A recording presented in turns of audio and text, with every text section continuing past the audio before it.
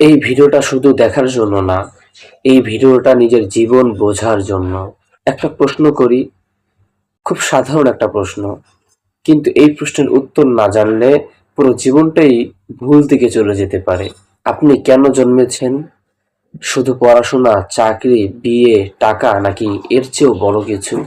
আমরা অনেক রাতে একা হলে হঠাৎ ভাবি সবকিছু ঠিক আছে, কিন্তু তবুও বুকের ভিতর কেন যেন ফাঁকা লাগে। কারণ আমরা কাজ জানি, দায়িত্ব জানি, কিন্তু নিজের সৃষ্টি হওয়ার কারণ জানি না। এই প্রশ্নের উত্তর মানুষ দেয় না, এই প্রশ্নের উত্তর আল্লাহ নিজেই দিয়েছেন।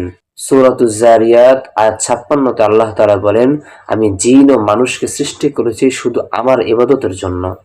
আল্লাহ বলেননি টাকা কামানোর জন্য, ফেমাস হওয়ার জন্য, মানুষের বাহবা পাওয়ার জন্য।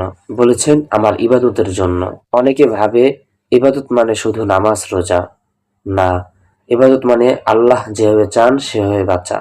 আপনি হালাল উপার্জন করেন, সেটা ইবাদত। আপনি গুনাহ ছাড়েন, সেটা ইবাদত। আপনি কাউকে কষ্ট দেবেন না, সেটাও ইবাদত। এমনকি আপনি কষ্টের মধ্যেও সবর করেন, সেটাও ইবাদত। তাহলে প্রশ্ন দাঁড়ায়, আমি যেভাবে বাঁচছি সেটা কি আল্লাহর পছন্দের জীবন? এই প্রশ্নের উত্তর ঠিক করবে জান্নাত না জাহান্নাম। আল্লাহ আমাদের ইবাদত ছাড়া কিছুই হারান না। আমরা না মানলে আল্লাহর কোনো ক্ষতি হয় না। তাহলে আল্লাহ আমাদের সৃষ্টি করলেন কেন? কারণ তিনি আমাদের ভালোবাসেন, তিনি আমাদের জান্নাতে দেখতে চান। হে আল্লাহ, আমরা জানতাম না কেন সৃষ্টি হয়েছি।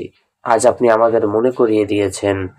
আমাকে, আমার পরিবারকে, আর এই ভিডিও দেখছে যে মানুষগুলোকে আপনি আপনার উদ্দেশ্য অনুযায়ী বাঁচার তৌফিক দিন।